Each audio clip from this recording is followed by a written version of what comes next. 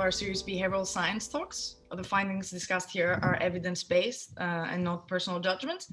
And the series is sponsored by the Harvard Kennedy School Alumni Association and the Harvard Clubs of New England and the Harvard Kennedy School Alumni Relations. So today we have Robin Dunbar, an expert in social bonding. So Robin Dunbar, Oxford Professor of Evolutionary Psychology, head of the Social and Evolutionary Neuroscience Research Group at Oxford, and widely known for the Dunbar number and cited by academic publications, I counted, almost 70,000 times. So I've been reading your book, Robin, your new book, Friends, and I find it very fascinating to read all the studies that you're sharing with us, either yours or your colleagues or other people that you trust. And it's super interesting to see all the details and how things are happening and connecting it to all your fields. So we're going to talk more. Quick updates, and Rachel is going to paste everything in the chat. Next up, we have Berkeley professor Don Moore for Perfectly Confident. Subscribe to our YouTube channel if you'd like to see our past talks there, and if you'd like to support the New England Alumni Association's work, Rachel is pasting the link for that as well. So housekeeping, and we're ready to go. Thanks again for adding your questions, everyone from the audience, for this talk. This is very helpful, and we'll have a chat with Robin for 40 minutes, and then we'll open it up to Q&A. You know the drill. Add your questions in the Q&A function throughout, or raise your hand to speak at the end and ask your question. So Robin, thank you for being here. It's a great pleasure. How many years have you been researching social bonds, and how did you even become interested in that? I might almost say 50 years that I've been studying social bonds, but the first half of that was studying monkeys, basically, and antelope, mostly in Africa. And then about halfway through my career, I guess I decided humans are quite interesting too. Actually, it was an accident because there was a period around the late 80s, early 90s, when there was simply no funding for field work on animals anywhere in the world. In Britain, probably everywhere else, it was in the middle of a slump. So I decided I would just study humans in the street, since we could kind of do the same things on them. And that really launched this whole interest in the nature of human friendship, human communities, social bonding. And that really was spun off the back of what we've been doing with monkeys, really trying to understand how their societies work.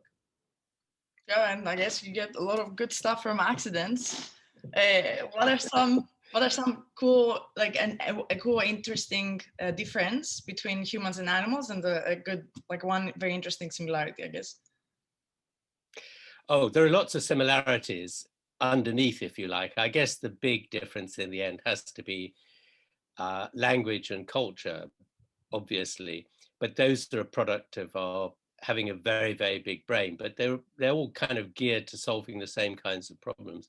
Monkey and ape societies are really just small scale versions of human societies in the sense that they are kind of implicit social contracts. Individuals kind of club together to be in a community to solve the problems of successful life and successful reproduction, which is kind of what all of us spend our time trying to do. And it's just that we're kind of, if you like, I guess, smarter at it than they are, but because we have a bigger computer.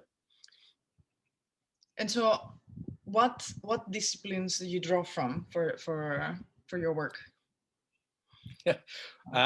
Anything and everything. We've at the core of it in the end is kind of behavioral ecology or evolutionary psychology.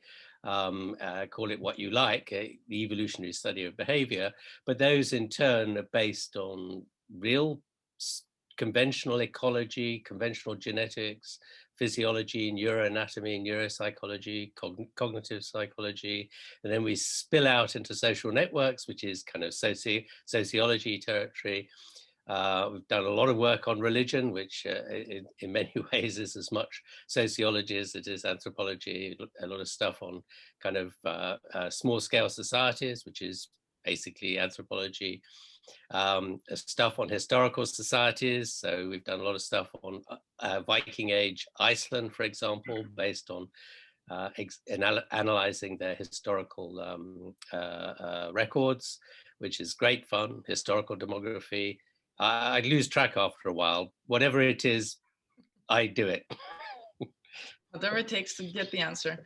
The Dunbar number, what can you tell us what it is for anyone that doesn't know?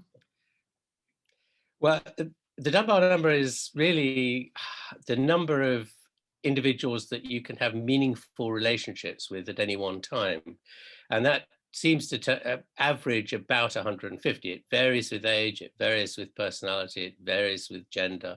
But by and large, on the looking at the population as a whole, on average, we have about 150 friends and family that we have meaningful relationships with. And this was actually predicted off the back of an equation relating the size of social groups in monkeys and apes to the sizes of their brains. And I just plugged human brains into it, and out popped this number 150. And I was a bit perplexed at the time. I thought that was much too low for humans. But then when I looked at hunter-gatherer societies, it turned out there was a layer of society in their sort of rather complex, hierarchically structured kind of social organizations, which was almost exactly 150 in size. And then we just keep finding that number all over the place. It turns up in many different guises, not least in the size of our personal social networks. So that really is a genuine limit. We even see it on Facebook, heaven forfend. So all right. So can you tell us how would you measure? How would you count this? What are some study designs for you to count on? So we tend to use the number of individuals that you would contact within a year, the course of a year, that you would think it worthwhile trying to make contact with, because you have some kind of historical relationship with them. So originally we did it off the back of Christmas cards, because that was a very popular thing in Britain to do for a very long time, for about a century or so. You would sort of send Christmas cards to the people who meant something to you. There's a kind of token gesture of, just keeping up with you. How are you doing? This kind of things. This is what we're up to. And that was our very first study on human personal social networks. And that pitched up this value of about 150. Since then, we've really looked at things like telephone, mobile phone, or cell phone in America, cell phone databases. So these are huge national databases. We looked at Facebook data sets. We've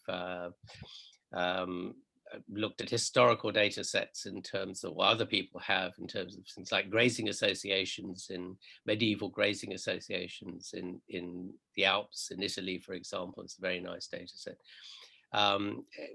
So long as you're careful about what you're counting, if you like, then this number 150 keeps going up. It has to be meaningful relationships.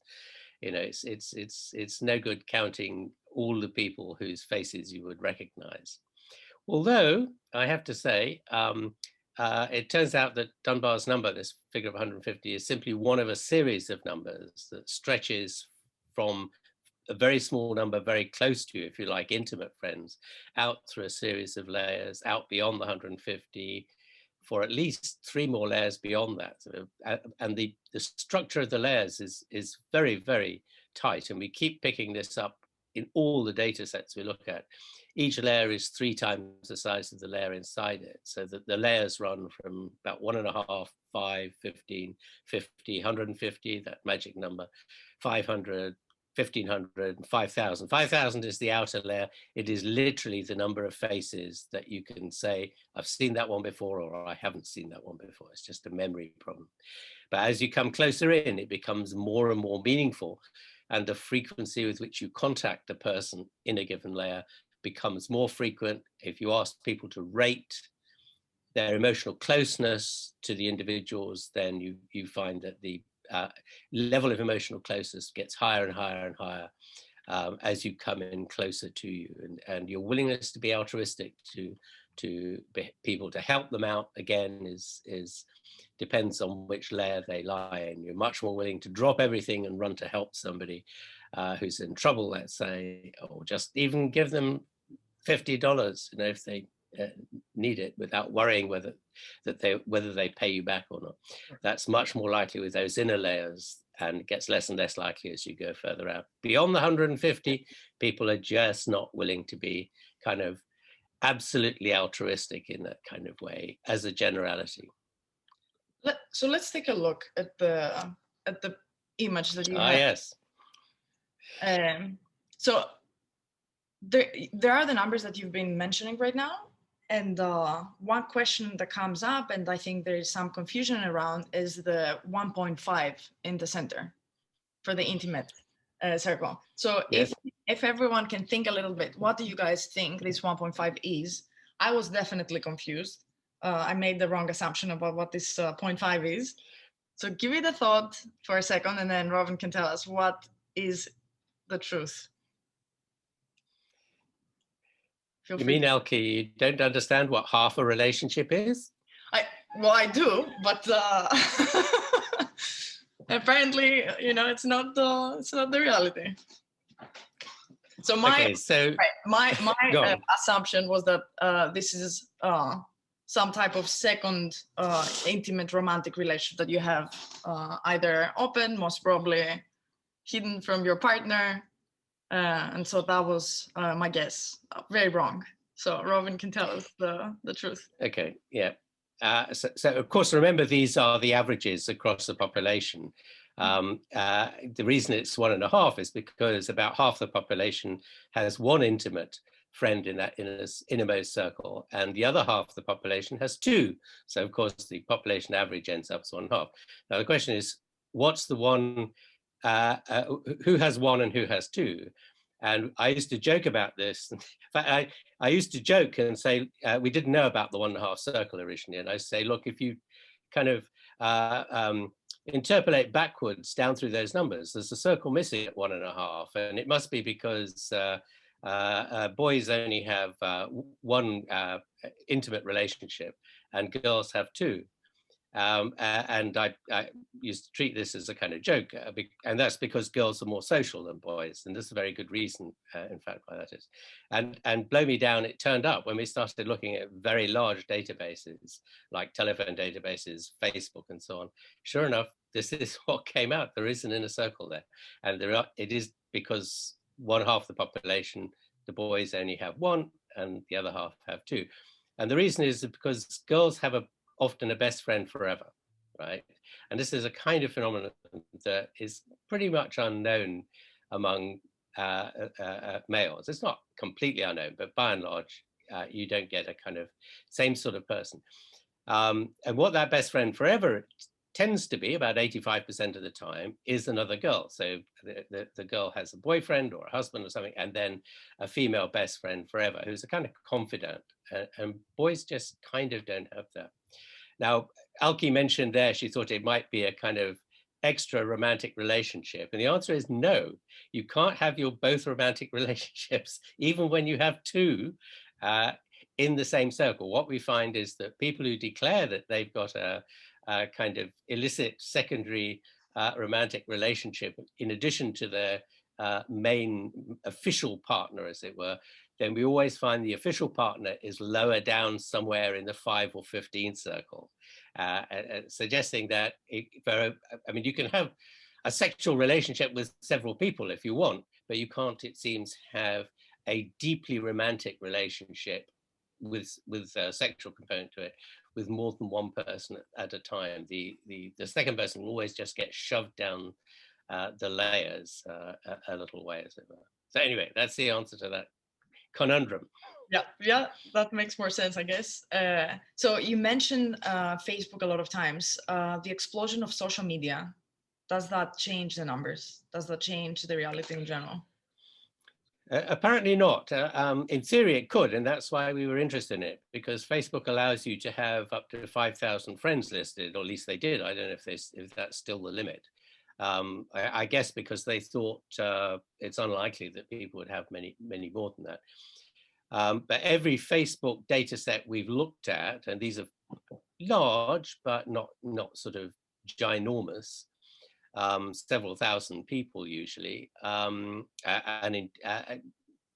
rather suggests that the typical limit is about 150. That's not to say that some people might not have 500 or 600 or maybe even 1,000 friends listed on Facebook.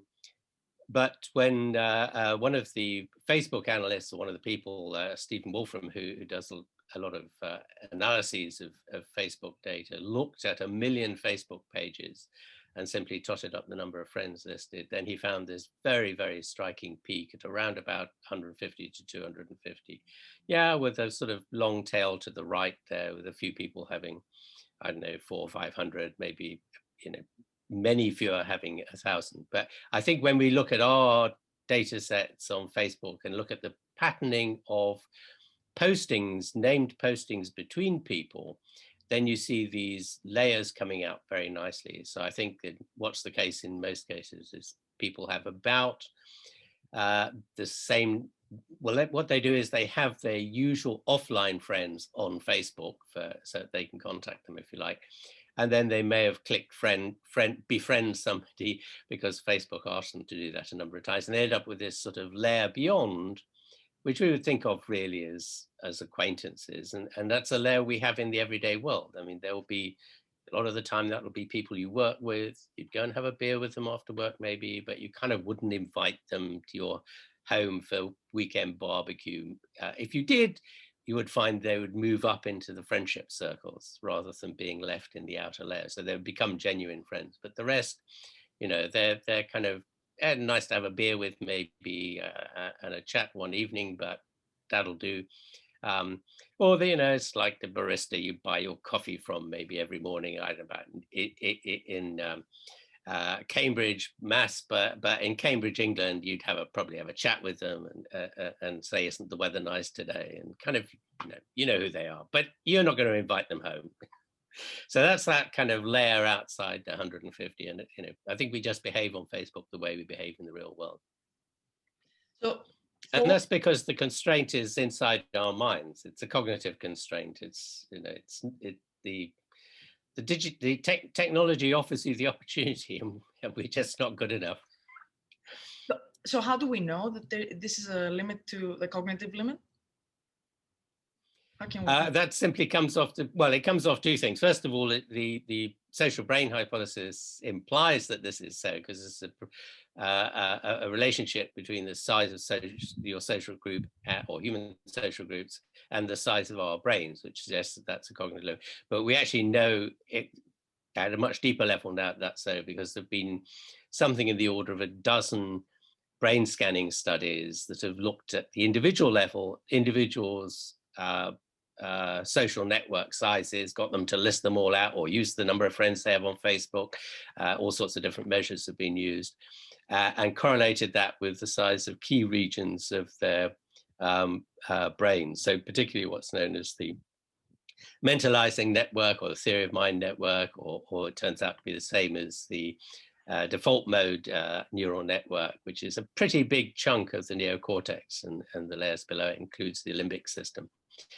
But is kind of also the layer that or neural circuit that is involved in allowing us to manage social relationships, and it underpins this rather extraordinary phenomenon that humans have of being able to what's called mentalize, or have a theory of mind, in which allows you to model in your mind somebody else's mind, so you can understand why they're doing something and therefore predict much better what they will do in the future. If you do X, how will they respond to that? And your ability to predict that and to then adjust to what they do is really dependent on this mentalizing capacity. We now know from 2 studies, similar studies of monkeys, old world monkeys, that we get the same effect in monkeys, that individuals, the size of individuals in effect social networks correlate with the size of the size of these particular components in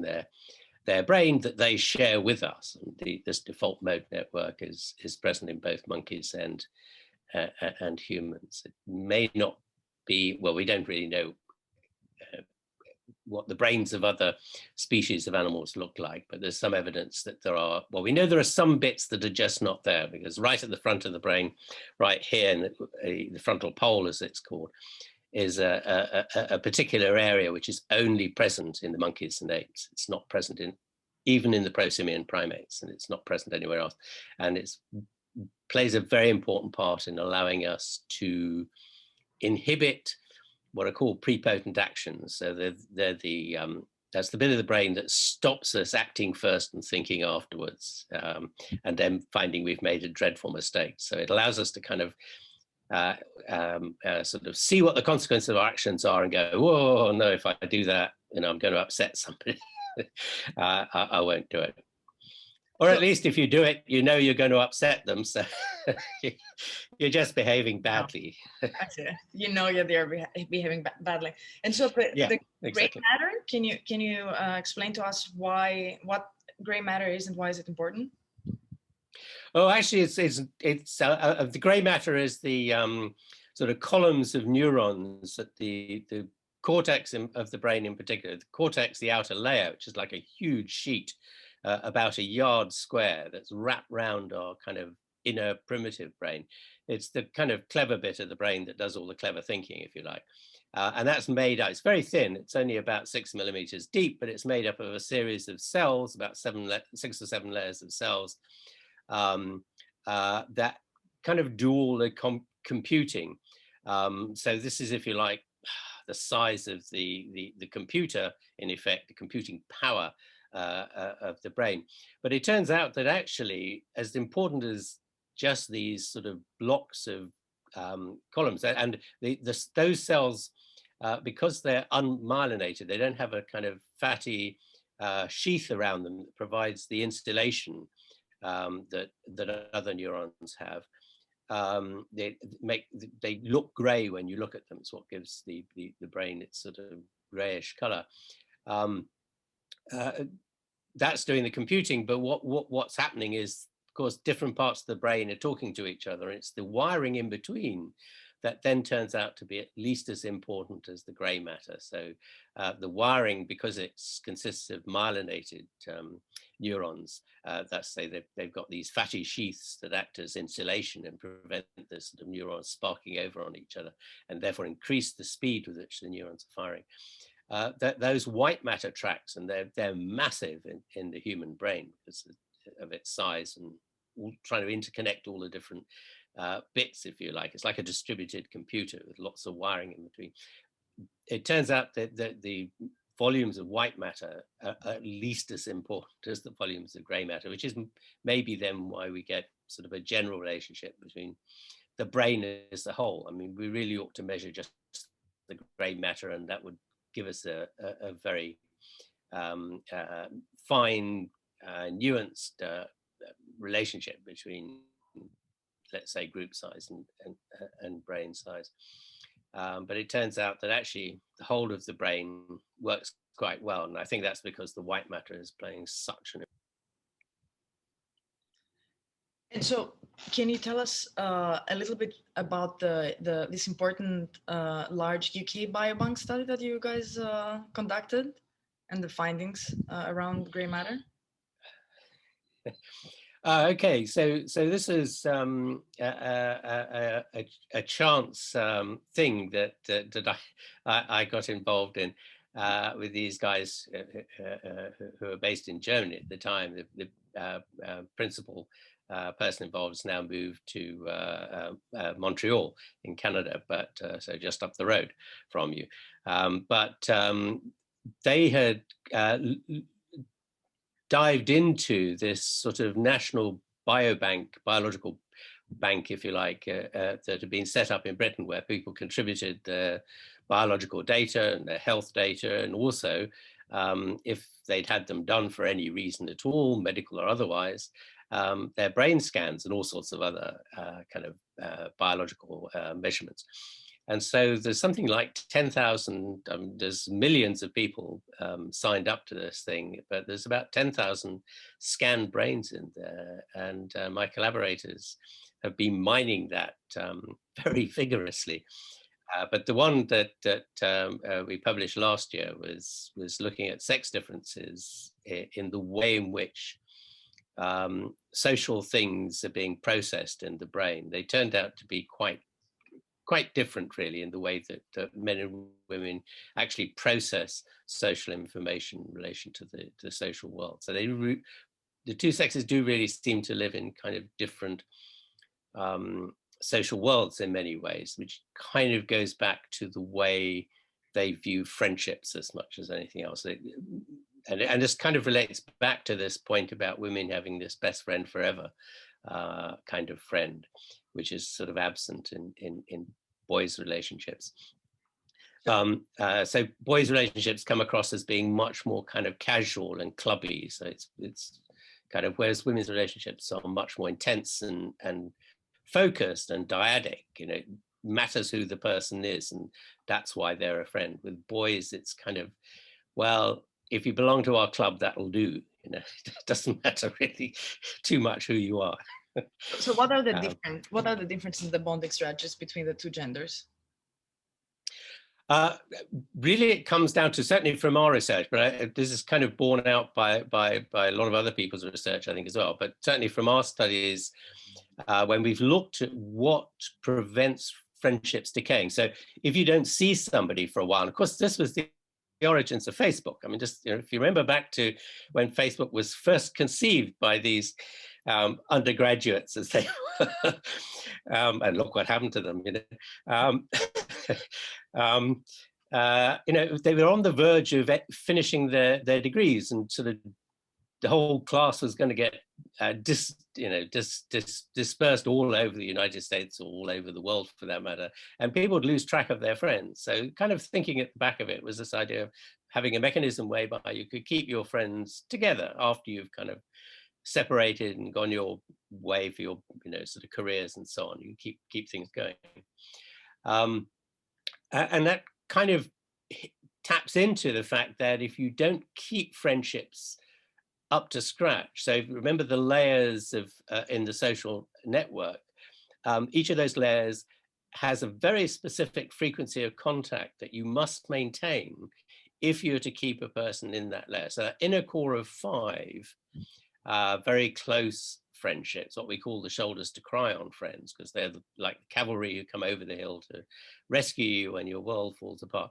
You have to see each of them at least once a week to keep them in that layer. If you see them less than that for some reason, because they've moved away or whatever, then they'll gradually slide down through the layers, and they'll kind of bounce down and end up as sort of an acquaintance, somebody I once knew. It takes about perhaps 3 years for that to happen, but it's quite inevitable. And therefore, what we did was look at what happens when people, and these were people moving away to university, you know, what happens to their friendships when they move. And it turned out that what allowed the girls to keep their friendships going with their old friends from high school was making the effort to talk to them more. It might be going and visiting them and you know, having a talk with them, or chat or whatever, or it might be calling them up on the phone, or maybe even on Facebook or texting or whatever. But it turned out that this the amount of talking that boys did had absolutely no effect, 0 effect on whether or not a relationship decayed or survived. What made the difference in boys' cases was doing stuff together. So boys live in a much more kind of physical social world in which conversation plays a much less important role. It's actually doing stuff together. You know, it might be playing, I don't know, baseball with the guys, or it might be sort of, you know, if you have a rambling group that goes walking in the mountains once a month or something, it's that. You don't have to talk to them. You just have to do. Whereas, of course, girls do stuff with each other and in their groups, but what's much more important, it seems to them, is actually talking together and the kind of emotional connection that provides. So how does this bonding between the two different genders in romantic relationships work? If the two genders are so different? This is a very good question. I suggest if you can solve that problem, you probably ought to deserve the next Nobel Peace Prize. But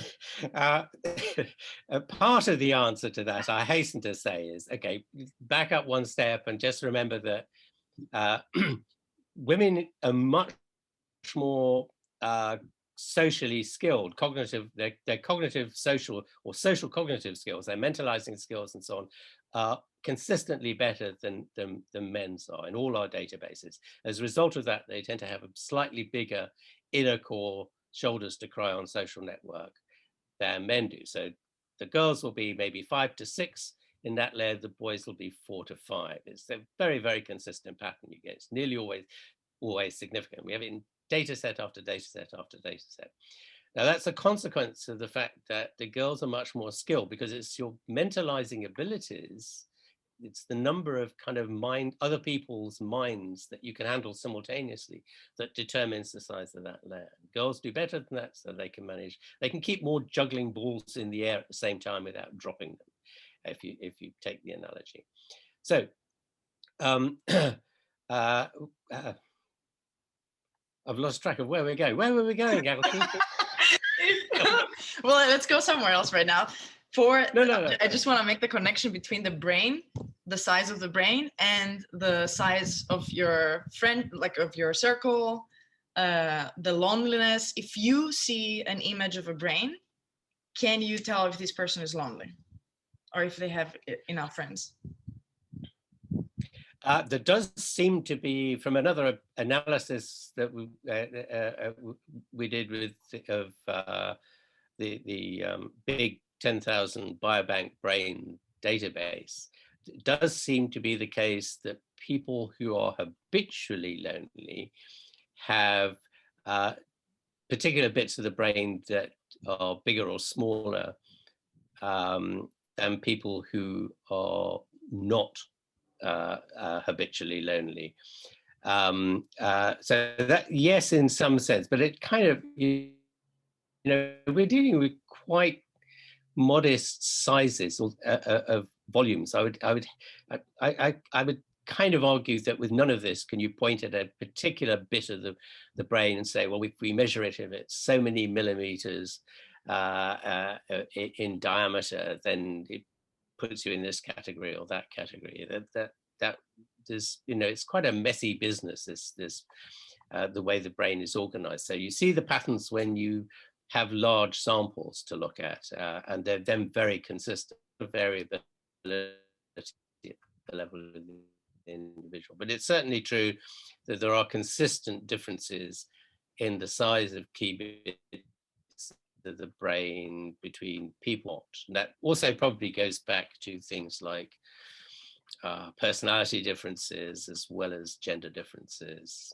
And of course, aging differences are important too. I mean, the size of our social networks varies across our age, let's say with age, in quite dramatic ways. I mean, put a number on this, and if you look at 20-year-olds, mid-20-year-olds social networks, they're around about 250 in size on average, which is the kind of size you would see for core social network on Facebook.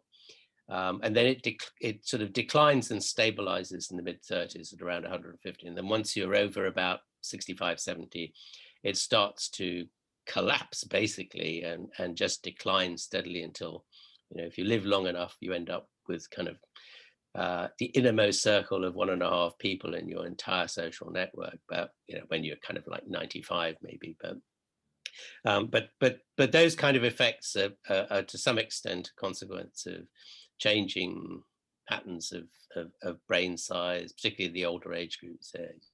You're sort of losing key bits of the brain that allow you to maintain relationships, if nothing else. Robin, are you ready for a lightning Q&A session? Yep. All right, let's do it. So, introverts and extroverts, nature or nurture? We know about it.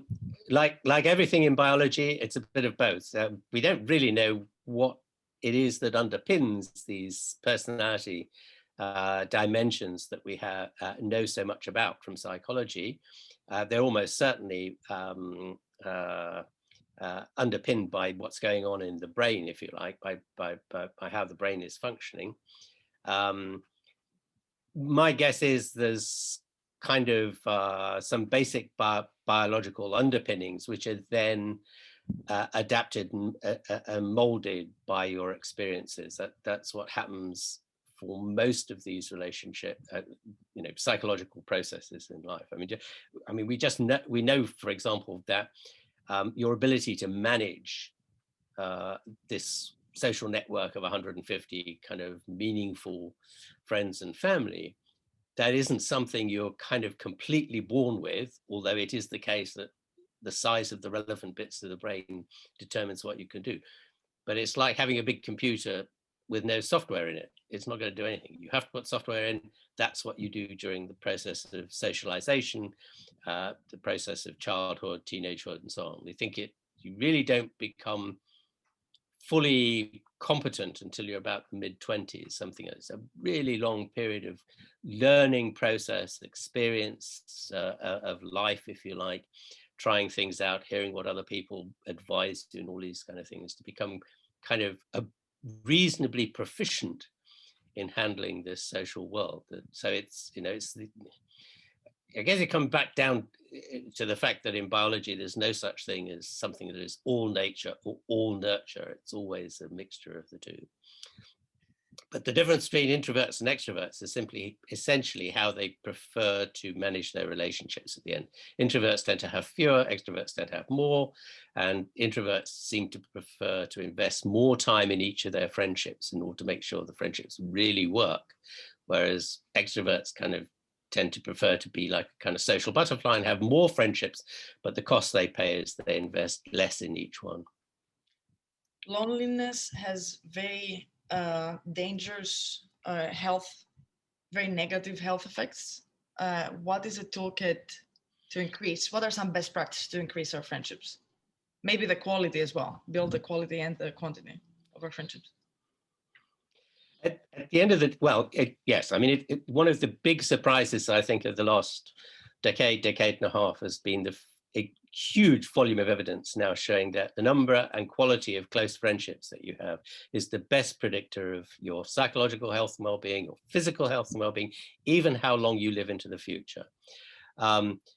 So we've just published a big paper which is based on a two-wave study of something like 130,000 people in a dozen European countries, and all these are over 50, age 50 to 80, looking at the change in symptoms of depression across that. And it's very highly correlated with the number of close friends you have and with the number of voluntary activities you do. So helping out with the scouts or the local kids baseball team, or perhaps being involved in a political party or a church activities or whatever, any of those kind of voluntary things. And it turns out you can trade the one against the other. So you haven't got so many friends, do some of these voluntary activities, but you can't do lots of both. The optimum is 5 friends and no voluntary activities, or 3 voluntary activities and no friends. You can't do 5 friends and 3 activities, for the obvious reason that what you're doing is spreading yourself too thinly. So it's like trying to have 5 close friends. You just can't give each of them enough time. So that's the best thing. I think, to make friends requires just having the opportunity to meet people. And so that's what you need to look for. And I'm a great believer in the power of singing for these purposes, what we call the Icebreaker Effect. An hour's community singing around the campfire turns complete strangers into people who've known each other since they were babies. That's how they feel. It's an amazing effect. But any of those kind of activities, dancing, of course, that's why we spend all our time dancing, singing, laughing together, eating together, all these things are intensely social. They're part of our social toolkit. They all trigger the same mechanism in the brain that underpins, or at a pharmacological level, underpins our friendships and also, it seems, our community bonding. So, go out and sing with people. All right, my last question before I go out and sing with people after the Q&A. What popularity? What does it mean for men, and what does it mean for women? Sorry, I missed the key word. Popularity. If someone is popular, what does that mean to women? Right. Okay. Sorry. Being popular. At the end of the day, being popular is not something you can kind of do, although some of your traits may make you popular. Being popular is the result of what other people think of you, right? So it's certainly the case that certain traits you have make you popular for other people. And that reflects the fact you then have lots of friends who want to spend time with you and so on. There is a sort of amusing aside in this in terms of Facebook, is that we think that what tends to happen on Facebook is girls have kind of roughly the same number of friends on Facebook as they have in the offline world. So they're kind of quite selective. Boys tend to have more. We think boys are sort of playing a game here of seeing who can have more friends than anybody else.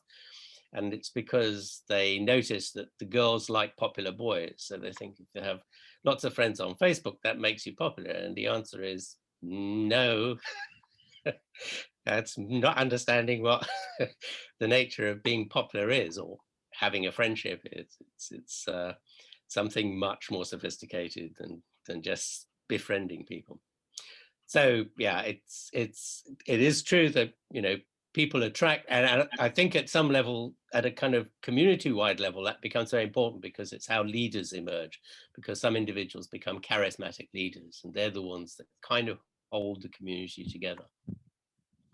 And at a sociological level, that seems to be quite important. All right, perfect. Thank you, Robin. We're gonna open it up to questions. Dr. Gopal, I'm gonna ask you to speak. Well,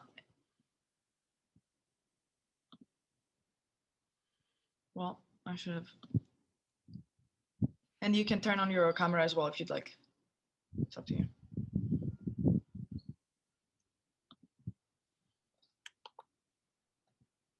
Oh, it's muted still. 1 minute. Okay. All right. Sir, okay. I would like to ask a question. Whether, apart from biological factors and size of the brain, does the oxytocin and the social environment will influence the relationship? My question is that. Incidentally, I would like to tell one incident which happened in a university in India, where one of my friends, sir, on communication among monkeys. He did research for 1.5 years. But in India, there's a belief that monkeys are the incarnation of God. Anything that which you are going to do research on that will have bad effects. And incidentally, paradoxically, he met with an accident and he died. I don't know whether studies have been made with regard to the communication among the monkeys. Thank you. Oh, that's very worrying. I guess is a reminder that you should always treat the subjects that you study well at the end of the day. So I'm going back to your question. I mean, I think, yes, the context, the environment becomes very important. And I guess, well, I don't know if this is quite what you mean, but I was going to say that, the nature of communities, and this is part of the issue, for me anyway, is that, your friends aren't just sort of entirely dyadic partners that you live in a vacuum with. You're both embedded in, or your relationship is embedded in this kind of extended network of relationships, such that whatever you do to your partner not only affects your partner, but has ramifications for many other people in the network. If I offend you, I don't just offend you, I offend your mother and your father and your brother and your sisters, and they will gang up against me because they are defending you. And so these things become very important. This is what makes the human social world so complicated. It's what makes the primate social world so complicated, and why they need such big computers, such big brains to handle the social world they live in. But because our social world is even bigger than the social world of monkeys and apes, we end up needing a very big computer to handle those relations, being able to understand, and this is what this mentalizing ability is all about, being able to understand what the consequences of your action are for the other members of the immediate community and beyond. And so your environment then becomes, or social environment becomes really crucial. I'm not sure if that's a complete answer to your question, but. Sir, I asked about oxytocin. Oxytocin is the main oxytocin. Yeah. Oh, Yes, okay. sir. Yeah. You mean the underpinning of that of the relationship? Okay. So yes, there's been a lot of interest in oxytocin as the kind of neuropeptide that underpins positive affiliative relationships in all mammals. Actually, the answer is yes, but it's not strong enough, it seems, to handle primate relationships. So primate relationships are lifelong. So what the primates have done is co-opt another neuropeptide, the endorphin system, which is much more powerful and is much more long lasting. So the oxytocin has a half-life of about 5 to 7 minutes, whereas endorphins have a half-life of about 21 hours. So it's the difference in the power of the effect. And primate and human relationships are underpinned by the endorphin system in particular. That seems to be the most important thing. That combined with the dopamine system, which provides you with the sense of buzz that you get from an interaction. So I think the oxytocin system has been, it's not that it's irrelevant, it's really kind of basically to do with mother-infant relationships and romantic relationships. That's where it seems to work best, and not with the wider picture of your friendships and the community relationships that you're embedded in, that they're underpinned by the dopamine system and the endorphin system. Thank you. Okay, shall we move on? Yes, I'm gonna ask a question before Jim can share his question as well. Tanya is asking, how do parent-child relationships fit to the closeness circles? You can fit them. Well, you can fit anybody anywhere. There is no specification that anybody should be in any of your circles. Normally, obviously, they're humans, but you can fit, if you have horses, if you're a cattle herder from, let's say, a Maasai cattle herder from Africa, they're particularly fond of their cattle, your special cow or your special bull may be right up there. You can have your favorite soap opera stars can be in there. You can have, if you like, virtual figures in there. In terms of sort of religious figures, God, the Virgin Mary, whoever, your ancestors, they can all be in there so long as what you feel is you have a meaningful relationship with them and they talk to you and you talk to them, if you like. So in those terms, you have to fit everybody kind of in that is meaningful to you. And obviously your children have a particularly strong meaning and importance for you. So you tend to slot them in very close to you, and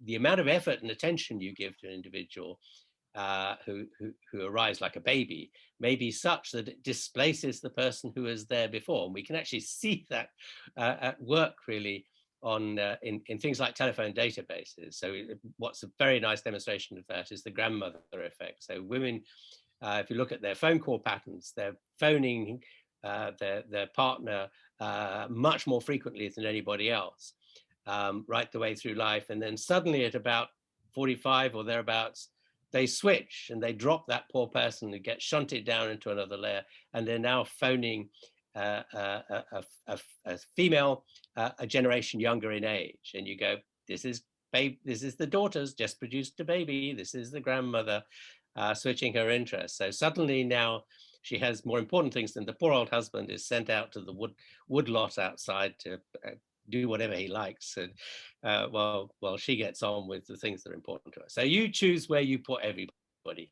is the bottom line. Different people will kind of give different priorities to different categories of people in terms of your parents, your romantic relationships, your best friends, your children, so on. I have, before I go to Jim, I have another interesting question that relates to that. So she's asking, given that male friends need to do things together, does that make it impossible for them to bond from long distance relationships? That is our impression, yeah.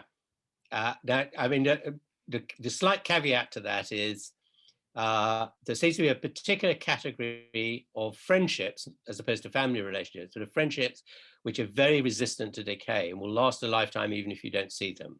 But they tend to be very, very small in number. It'll be like one, maybe two people for both sexes. And they'll be like somebody you were at school with from the age of 5, or somebody you met at high school and developed a particularly close relationship with, and you always did stuff together. You're kind of like bonded at the hip, as they say.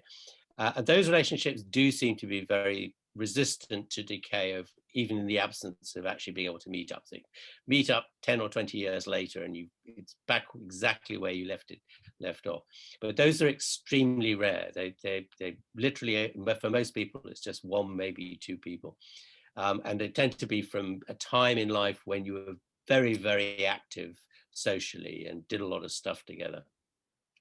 But I think for the rest of it, boys' relationships just come across to us as being much more kind of here today and gone tomorrow. So as long as there's somebody that can do the activity, that might just be sitting in the pub or the bar, you know, sort of lifting a glass of beer and taking a sip from it, or it might be sort of, you know, climbing in mountains or playing baseball or scuba diving or whatever it is, whatever that activity is, so long as you can do that activity, you can be in the club, and that'll do. So that if Jim moves away to the other side of the world for his work or whatever it is, well, that's too bad, never mind.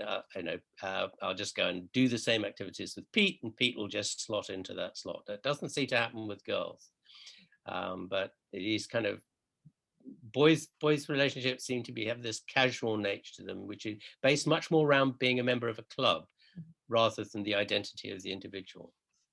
So Jim, I'm going to ask you to ask your question as well. And I think that's a great timing as well for your question. Yes, thank you, Dr. Dunbar. It's been great. For you to say about how romantic relationships between men and women work, given the differences in how they process relationships. And you lost track of your thought there, and I was so excited because I thought you were going to give me a great answer. Oh no. Just remind me of what the question was then again, because I've lost, you've got me sort of completely confused. So just, and also just the line broke up a bit just to the critical point in your question. Okay, so I'm sorry. The question is, given the different ways that men and women process relationship, and you know, one generally is about intimacy and one is about activity, how do men and women ever get together romantically and work it out? Yeah, obviously I was just trying to avoid getting myself into trouble here by dodging the question completely. No, the answer is, we've actually looked at this. This kind of puzzled us because this is the kind of great conundrum, if you like. And it goes back to the fact also that men and women's conversational styles are very, very different. The social linguists have told us that, you know, since the 1970s, that if you listen to how conversations go in all female groups or all male groups, they're very, very different structurally. And they're almost incompatible in some sense, because with women's conversations, you get a lot of what are called back channel comments. Oh yes, I know what you mean, all these kind of things. And very often what will happen is, as the speaker starts to slow down to finish their contribution to allow somebody else to take over the next phase of the conversation, everybody will say the last clause together with the speaker. They know exactly what the speaker is going to say and they'll all repeat it together. And you never get that with men. Men find that very rude, be interrupted. So this is not our research, this is social linguists coming up with this stuff. Now, intrigued by this, we actually did a study of what happens in dyadic conversations between men and women. You know, how do they solve this problem of having very different conversational styles? And I guess it's no surprise to half the population, but a complete surprise to the other half, that what women do, and I think it's because they're socially much more socially skilled and cognitively socially skilled than men are. What the women do is adapt their style of conversation to what men do. So they're much more kind of flexible in many ways in how they handle the social world, and they can adapt to the current circumstances in order to maintain and keep the relationship working and functional. So even down at the conversational level, you know, if you kind of, I don't know, I mean, certainly my impression is that women work much harder at relationships than men do in general. And, you know, they're the ones that keep them going. With these rather asocial characters called men. Thank you very much. Thank you, Jim, for your question. Another question from Justin is for the governments, what the governments can do to improve the quality and the amount of relationships in their communities. That's a really major question, actually, and it's one, of course, that's bothered a lot of people over the last, I don't know, 30, 40 years. You know, back to bowling alone, upwards and downwards, as they say. And this recognition that over the last quarter of a century, even half a century, people have become less engaged in the community that they live in, less engaged in the wider politics and so on. So there is a sense in which we kind of need to re-engage in these respects. And a lot of that has to do with what goes on in the local community level, I think, of having somewhere in the center of the community that acts like the kind of village green or the totem pole in the middle of the village green that everybody can go and stand around and kind of talk to each other and do stuff with. That's what bonds communities and creates a sense of belonging. I mean, in some sense, the wider community is all about having literally actually having a totem pole that everybody can go and hang their hats on. And I think the one thing that you get, which is I presume you still do it, in the US, is this whole business of pledging allegiance to the flag every morning at school, because it's those kind of little rituals that create this sense of belonging to the community, the wider community of the nation. We've kind of lost that in Britain. We kind of used to do the equivalent in a less direct way at school every morning, and that's been dropped. And I think it's kind of not a very sensible idea. You need this sense of, you know, history of who we are and why we're here and why we do stuff. Otherwise, everything starts to fragment. And then in the, you know, immortal words of Tommy Lehrer, for those of you who are old enough to remember that brilliant mathematician from Harvard and songster, you know, Alabama will be declaring UDI and going its own way. All right, Irene, we're ready for your question. Yeah, hi, Professor Dunbar. I was just curious if you had done research according to like kind of workplaces and the you know, number of employees and just when office politics comes into play, and even relationships between like even you mentioned leadership as being like a person who can hold together community. I thought that was beautiful. Yeah. I don't know if that's the same way we'd see it in the corporate environment. So just curious if you've done work in this space. Thank you. Indirectly, we've not actually done anything. Well, I have done one thing, and that's on communities of practice. So looking at the sizes of communities of practice, which are sort of informal groups in the workplace of people who are interested in kind of best practice, typically anyway, best practice of particular sort of roles or whatever it may be. And what we've shown there is that if you look at the distribution of sizes in communities of practice, you get exactly the same size distributions pattern as we have with these layers. And that makes a big difference. So long as the particular crisis point appears to be at around 40 to 50 in size, so long as the community of practice below 40, it can be run very informally. If it's above 40, you have to have some kind of management structure to it, some kind of management committee. But as it happens, we're right in the middle of writing a book on applying these ideas to the world of work and the world of business and the world of organizations in general, because clearly they're really quite relevant.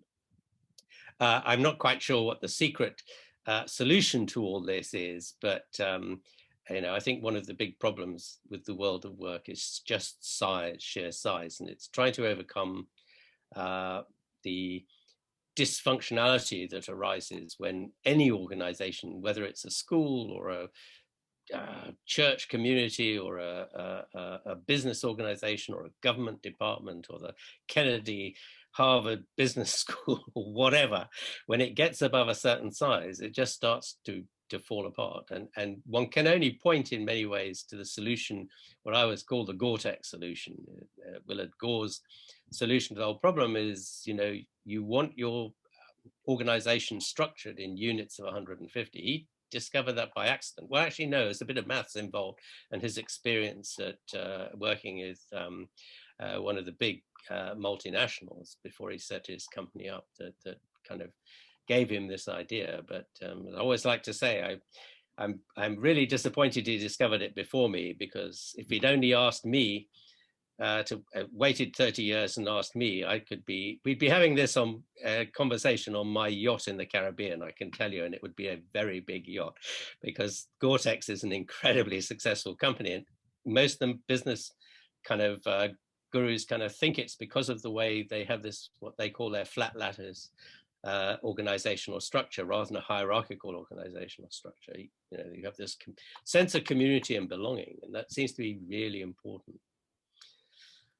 So our problem, I think we're stuck, and this is the problem faced by nation states, if you like, and politics more generally. We're stuck in an increasingly globalized, urbanized environment, world, which is pushing us into these ever bigger groupings, and our kind of mind isn't designed to handle that, and it's leading to political disengagement, dissatisfaction, all the kinds of problems that we've been seeing over the last few decades.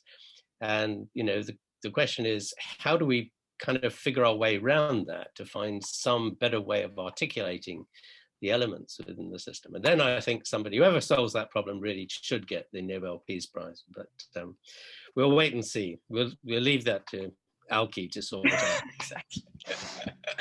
I'm starting after the call. Irving, thanks so much for your question. I'm really glad you asked that, and we now know there's a new book. Until then, I highly recommend Friends. So it's it's always a pleasure to talk with you, Robin. It's super fascinating what you're doing. Thank you so much for joining us. Thank you everyone for attending, and we'll see you next time.